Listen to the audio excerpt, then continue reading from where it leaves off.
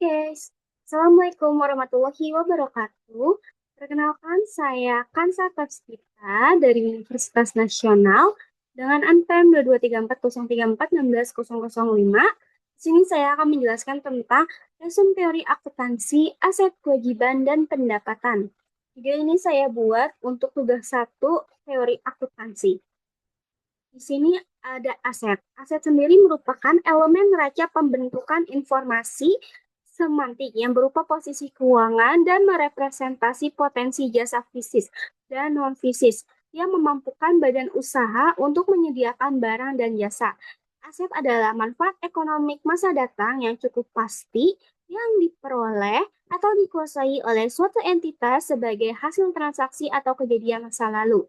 Nah, berdasarkan pengertian tersebut, terdapat beberapa karakteristik utama dari aset. Yang pertama, yaitu manfaat ekonomis, yang bisa disebut sebagai aset suatu objek harus mengandung manfaat ekonomi di masa yang akan datang. Yang kedua itu dikuasai oleh entitas atas dasar konsep substansi. Daripada bentuk, suatu objek yang cukup dikuasai dan tidak perlu dimiliki oleh kesatuan usaha dan dapat disebut sebagai aset kesatuan usaha. Yang terakhir ada akibat transaksi kejadian masa lalu, penguasaan itu harus didahului oleh transaksi atau kejadian ekonomi, bahwa aset harus timbul akibat transaksi atau kejadian masa lalu. Yang kriteria itu memenuhi definisi tetapi bukan kriteria untuk pengakuan. Terus di sini ada karakteristik yang melibatkan eh, karakter aset sendiri itu. Yang pertama melibatkan cost, berwujud, tertukarkan, terpisahkan, penegasan atau kekuatan yang secara legal. Karakteristik pendukung tersebut lebih menguatkan atau meyakinkan adanya aset, tetapi tidak harus dipenuhi untuk memasukkan suatu objek sebagai aset. Dengan objek kontinuitas usaha, pos atau sumber ekonomi akan mengalami tiga tahap perlakuan sejalan dengan aliran fisik kegiatan usaha. Yang pertama, tahap pemerolehan, tahap pengolahan, dan terakhir ada tahap penjualan. Cost sendiri merupakan presentasi kuantitatif suatu objek. Oleh karena itu, cost juga mengalami tiga tahap akuntansi yang mengikuti aliran fisik, yaitu yang pertama pengukuran, terus penelusuran, dan yang terakhir ada pembebanan. Kriteria manfaat masa datang yang cukup pasti dalam definisi aset itu menjadikannya terjadinya pengeluaran yang menjadi cost mengalami masalah teknik, yaitu dicatat sebagai aset atau biaya. Terus yang pertama, aset itu dicatat sebagai pengeluaran untuk kapital. Terus dicatat sebagai biaya, yaitu pengeluaran untuk pendapatan. Nah, penilaian adalah penentuan jumlah rupiah yang harus dilekatkan pada suatu pos aset pada saat akan dilaporkan atau disajikan dalam statement keuangan pada tanggal tertentu. Nah, tujuan penilaian aset itu adalah merepresentasi atribut pos-pos aset yang terpaut dengan tujuan laporan keuangan dengan menggunakan basis yang sesuai. Nah, penilaian juga dapat didasarkan pada nilai masukan atau keluaran bergantung pada tujuan merepresentasi aset.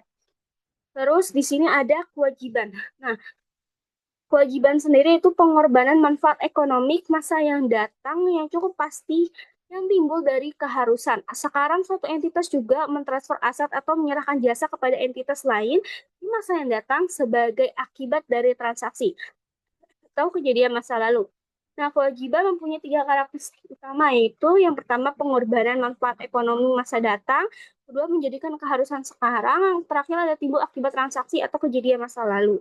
Nah, kewajiban sendiri itu dapat diakui atas dasar kriteria pengakuan, yaitu definisi keterbukaan kan andalan atau keberpautan. Nah, saat untuk menandai bahwa kriteria pengakuan dipenuhi adalah kaidah pengakuan sendiri. Yang pertama, ketersediaan dasar hukum, kedua, ketetapan konsep dasar konvestasi, yang terakhir ketentuan substansi ekonomi transaksi, dan yang terakhir ada keterukuran nilai kewajiban.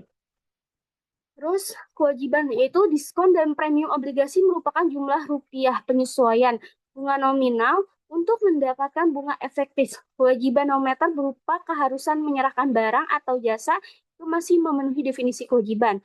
Sesuai dengan atributnya, kewajiban dapat nilai atas dasar harga pasar yang sekarang, nilai pertukaran neto, dan nilai diskonsi aliran kas masa datang.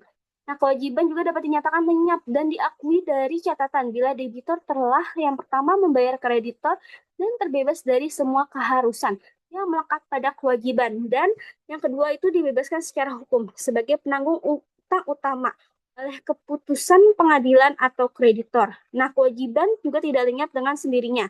Meskipun perusahaan telah menyediakan dana yang cukup untuk melunasi bila kewajiban dilunasi sebelum jatuh tempo. Pada umumnya juga akan terjadi selisih antara nilai bawaan dan nilai penebusan atau penarikan. Selisih ini juga harus diakui sebagai laba atau rugi pada saat penarikan. Nah, bila penarikan dilakukan dengan pendanaan kembali, terdapat tiga perlakuan terhadap selisih tersebut. Yang pertama, diamortisasi selama sisa umur semua hutang yang dilunasi. Kedua, diamortisasi selama umur utang baru. Dan yang terakhir diakui sebagai laba atau rugi pada saat penarikan.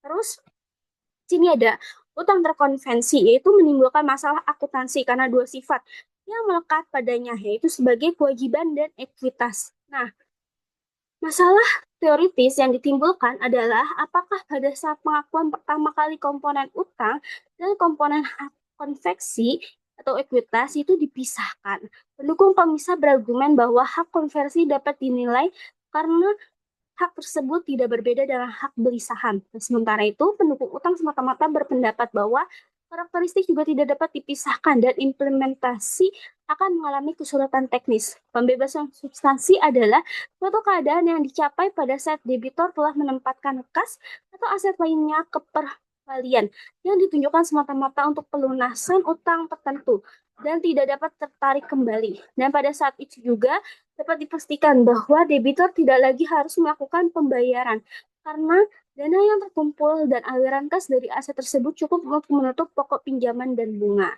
Terus di sini ada pendapatan. Pendapatan itu aliran masuk aset atau kenaikan aset lainnya pada suatu entitas atau penyelesaian pelunasan kewajiban entitas sendiri tersebut dari penyerahan atau produksi barang, pemberian atau penyerahan jasa, atau kegiatan lain yang membentuk operasi sentral atau utama dan berlanjut dari entitas tersebut. Nah, terus pendapatan juga mempunyai dua karakteristik utama, yaitu aliran masuk aset atau kenaikan aset untuk dapat mengatakan bahwa pendapatan ada atau timbul harus sesuai terjadi transaksi atau kejadian yang menaikkan aset atau menimbulkan aliran masuk aset. Tidak ada batasan bahwa aset harus berupa kas atau alat liquid yang lain. Nah, kan tetapi tidak semua kenaikan aset juga dapat menimbulkan pendapatan. Yang kedua ada operasi utama atau sentral. Berlanjut secara netral, pendapatan adalah produk perusahaan sebagai hasil dari upaya produktif. Pendapatan juga diukur dengan jumlah rupiah aset baru dan terima dari pelanggan. Kegiatan utama atau sentral yang menerus atau berlanjut merupakan karakteristik yang membatasi kenaikan yang dapat disebut pendapatan. Terus pendapatan yaitu kenaikan ekuitas atau pendapatan versus untung. Nah, berdasarkan IAI, Ikatan Akuntansi Indonesia atau IASC tidak secara formal membedakan pendapatan dan untung. Pendapatan dan untung dicakupi dalam satu definisi penghasilan. Terus FASB juga memisahkan pendapatan dan untung sebagai elemen yang terdiri sendiri. Keuntungan juga di sini ialah kenaikan dalam ekuitas atau aset bersih yang berasal dari transaksi periheral atau ikutan atau indih sentral atau kala-kala suatu entitas dan dari semua transaksi atau kejadian dan keadaan lain yang mempengaruhi entitas tersebut, kecuali kenaikan sebagai akibat dari pendapatan dan investasi oleh pemilik. Nah, pengakuan pendapatan, pencatatan jumlah rupiah pendapatan secara formal dalam sistem pembukuan sehingga jumlah tersebut terrefleksi dalam statement keuangan. Dua konsep penting. Yang pertama, pembentukan pendapatan atau earning of revenue, suatu konsep yang berkaitan dengan masalah kapan dan bagaimana sesungguhnya pendapatan itu timbul atau menjadi ada. Terus konsep pembentukan pendapatan menyatakan bahwa pendapatan terbentuk terhimpun atau terhak bersamaan dan meletakkan pada seluruh atau totalitas proses berlangsung operasi perusahaan dan bukan sebagai hasil transaksi tertentu.